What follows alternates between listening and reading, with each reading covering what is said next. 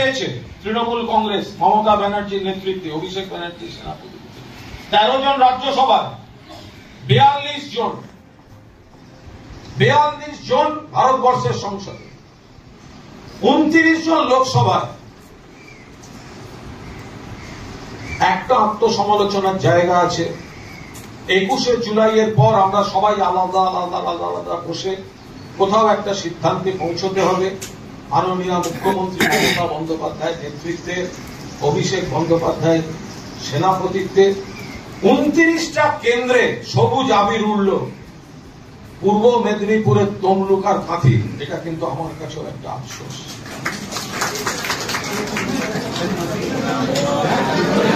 কোন কথা হবে না, একটা আওয়াজ হবে না, যা বলবো শুধু আমি বলবো।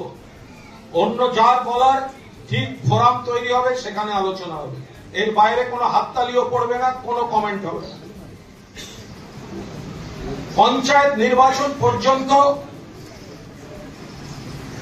আমরা চেষ্টা করেছি সবাই, লোকসভা নির্বাচনও সুদক্ষভাবে চেষ্টা হয়েছে, কিন্তু আমাদের আত্মসমালোচনার জায়গা আছে। পূর্ব মেদিনীপুর একটা ঐতিহ্যশালী জায়গা। ফিরোজা বিবি শহীদ মাতা আমাদের এখানকার বিধায়ক। পূর্ব মেদিনীপুর, এপাশে তমলুক, ওপাশে কাঁথি। আমি ব্যক্তিগতভাবে মনে করি দুটো আসনই এবার আমাদের জেতা উচিত ছিল। আমি আবার বলছি, শুভেন্দু অধিকারী আমাদের সঙ্গে বিশ্বাসঘাতকতা করে গেছেন, তার সমালোচনা আমরা করি। শুভেন্দুর সমালোচনা পরে করবেন, আগে আমাদের ঘর সামলাতে হবে, আমাদের নিজেদের ব্যর্থতা দেখতে হবে। যদি সবাই এত বড় বড় নেতা, কেন জেতা হলো না দুটো আসন? কিসের জন্য জেতা হয়নি দুটো আসন? মমতা ব্যানার্জি কোনো খামতি রাখেননি, অভিষেক ব্যানার্জি কোনো খামতি রাখেননি। কেন এই সিট দুটো জেতা হয়নি? কেন কেন কেন জেতা হয়নি? কোথায় বাধা ছিল? আমাদের এই ভুলগুলো বের করতে হবে।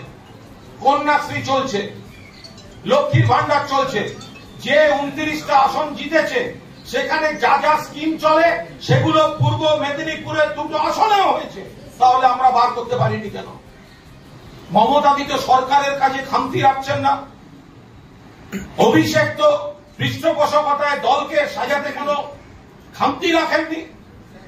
তাহলে কিছু কিছু জায়গায় আমাদের ভুল হচ্ছে, আমাদের কোথাও ভুল হয়েছে। আমি ঠিক না আপনি ঠিক, এই করতে করতে আমরা খাল কেটে কুমির এনে ফেলেছি। এই ইগো রাখা যাবে না।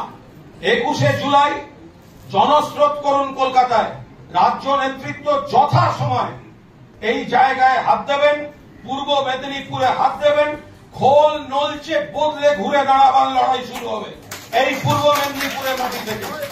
লক্ষ্য 26শে বিধানসভায় আবার সাফল্য নিয়ে আসা। সকলেরই কিছু না কিছু বক্তব্য আছে, আমরা যথাযথ ফোরামে সেগুলো শুনব। এখন প্রথম কাজ ঘুরে দাঁড়াবার একটা ঐক্যবদ্ধ স্রোত দেখাতে 21শে জুলাই সবাই মিলে ধর্মতলা চলো। এরপরে রাজ্য নেতৃত্ব দেখছেন গোটা বিষয়টা চুলচেরা বিশ্লেষণ হবে। 16টার মধ্যে 15টা বিধানসভা হার আমরা সহ্য করতে পারছি না, এবং এর কৃতিত্ব বিজেপির নয়, এর অপদার্থতা আমাদের নিজেদের, আমাদের ঘরের। এইটা আমাদের সহ্য করতে হবে, সমালোচনা করতে হবে, ঘুরে দাঁড়াতে হবে। যারা যেভাবে ভোট করেছেন কোথাও না কোথাও ত্রুটি ছিল, না হলে এই রেজাল্ট হয় না। যত কারচুপি করে থাকুক, আজকে 29টা সিট জিতেছে, আজকে 4টে বাই ইলেকশন, যতই বাই ইলেকশন বলুন, তৃণমূল পরিবার ঐক্যবদ্ধ হয়ে এক হয়ে লড়েছিল, তাই বিজেপি যেটা 3টে আসন মমতা ব্যানার্জি, অভিষেক ব্যানার্জির প্রার্থীরা জিতে এনেছেন। আর মানিকতলার রেকর্ড ভোট 62-63 ভোটে আমরা জিতিয়ে বিজেপির মুখের উপর ছামা ঘষে দিয়েছি। সেটা পূর্ব মেদিনীপুরে হতো, পূর্ব মেদিনীপুরে সম্ভব। কেউ এতটুকু মনোবল হারাবেন না।